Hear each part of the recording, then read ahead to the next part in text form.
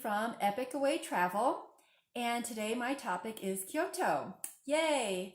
I have been to Kyoto many times over the last 30 years, actually.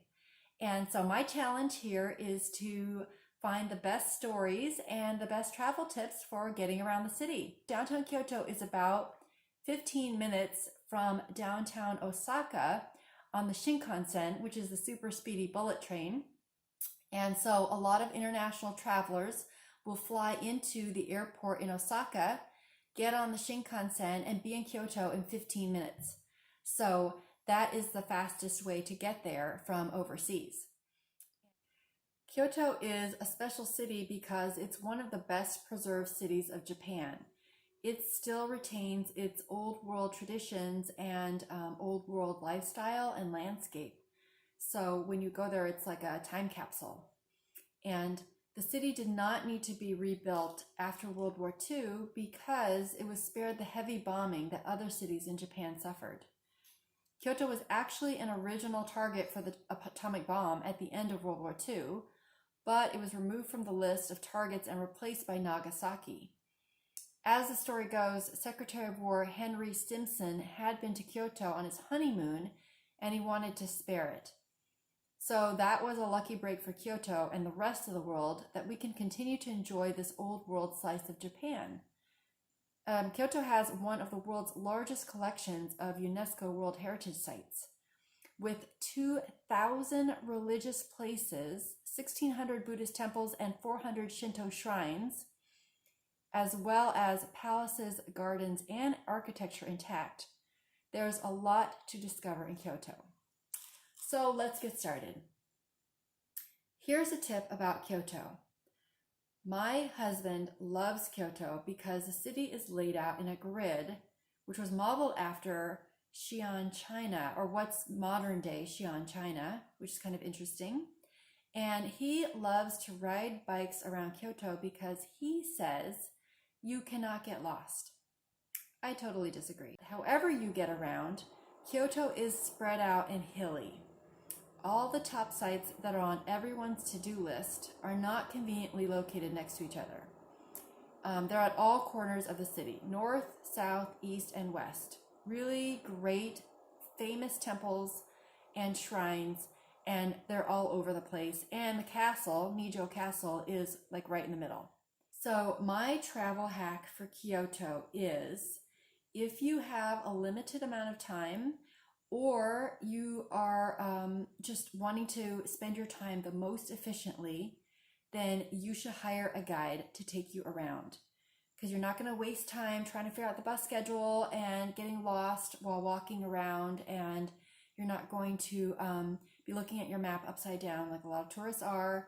A guide is just going to take you straight to your top 5 temples or shrines or gardens, or take you straight to the castle, get you inside, get you a tour.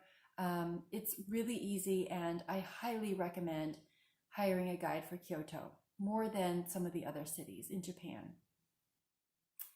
Kyoto has a huge number of amazing sites, as we just mentioned. And some of the top sites in Kyoto are Kinkakuji, which people also know as the Golden Pavilion, has a gleaming gold exterior reflecting the water surrounding it. Fushimi Inari, which is an amazing shrine with 1,000 red torii gates lining the path that feels like it goes on forever and ever, which you can feel in this video. It's just really amazing, and honestly, you don't even have to keep going to the end. It's kind of repetitive, but it's an amazing feeling to just walk through those torii gates. Kiyomizu Dera, which is a temple high up on a hillside with a charming path lined with little shops, which leads to the temple. Great shopping there. One of my top secret spots in Kyoto is a temple called Koke-dera, also known as the Moss Temple. That's because the grounds are covered by a lot of moss. You need advance reservations to get in here, and there's a process for getting admission. So it's really off the beaten path to most visitors, and if you hire a travel advisor, they can help you get there. It's pretty cool. Besides Kyoto's amazing landmarks is its special cuisine, and Kyoto has a couple different types of cuisine that it's famous for.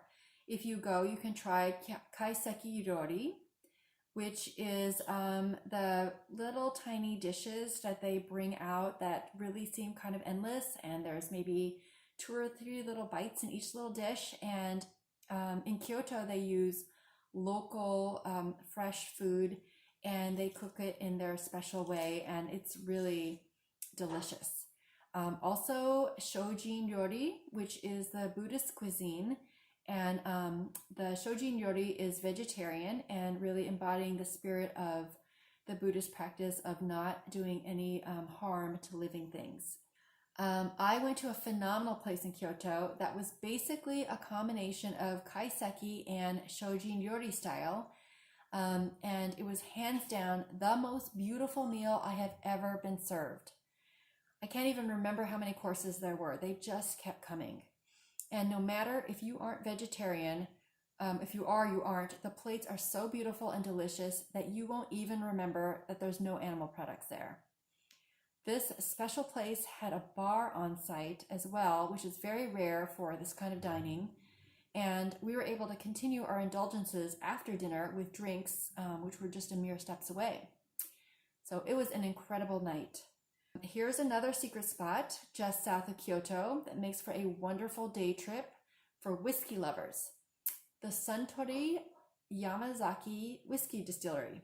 I don't even love whiskey, and I loved it there. Again, you need advance reservations to get in, and you can take a wonderful tour once you're there. At the end of the tour, you can get a tasting flight of 4 different Yamazaki whiskeys, which is pretty special. I got a demo on how to make a whiskey highball. And I know it's not really hard to make a whiskey highball, but I never had done that before, and it was cool.